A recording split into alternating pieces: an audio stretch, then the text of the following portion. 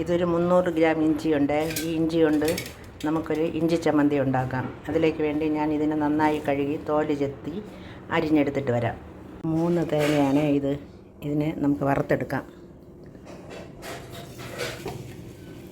4-5 കുഞ്ഞുള്ളിയും കൂടെ എടുത്ത് രണ്ടായിട്ട് മുറിച്ച് ഇതിലോട്ടിട്ട് നമുക്കൊന്ന് ഇതിലിട്ട് വറുത്തെടുക്കാം.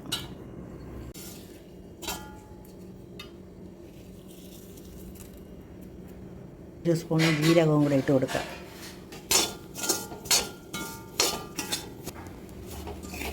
തേങ്ങ നന്നായി മൂത്തിട്ടുണ്ട്. ഇനി വാങ്ങി വെച്ചിട്ട് നമുക്ക് മുളക് പൊടി ഇട്ട് കൊടുക്കാം.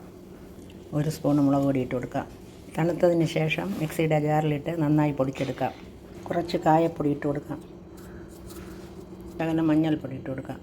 1 സ്പൂണ് മല്ലിപ്പൊടിയും. തേങ്ങ തണുക്കുന്നതിന് മുന്നായി തന്നെ ഈ പൊടിയെല്ലാം ഇട്ട് കൊടുക്കണം. പുളിയും ഉപ്പും നേരത്തെ ഒന്ന് ചൂടാക്കി വെച്ചിട്ടുണ്ട്. ഇനി കുറച്ച് തേങ്ങയും വറുത്ത് വെച്ച പുളിയും ഉപ്പും കൂടെ നമുക്കൊന്ന് മിക്സിയിൽ അടിച്ചെടുക്കാം.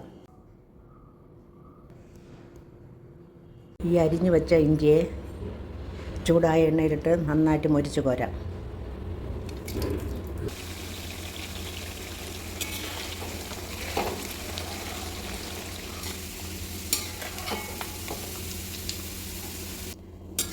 ഇഞ്ചി നന്നായി മൂത്തിട്ടുണ്ട്. ഇതിനെ ഇനി എണ്ണയിൽ നിന്നും കോരി മാറ്റാം. ഒട്ടും ഈർപ്പമയമില്ലാത്ത പാത്രത്തിൽ വേണം ഇത് കോരി വയ്ക്കാൻ. ഇത് തണുത്ത ശേഷം ഒരു മിക്സിയുടെ ജാറിലിട്ട് നന്നായി പൊടിച്ചെടുക്കാം. വറുത്ത തേങ്ങയും പുളിയും ഉപ്പും എല്ലാം കൂടെ ചേർത്ത് നന്നായി പൊടിച്ചു. ഇനി ഇതിലേക്ക് പൊടിച്ചു വെച്ച ഇഞ്ചിയും കൂടെ ആഡ് ചെയ്ത് കൊടുക്കാം.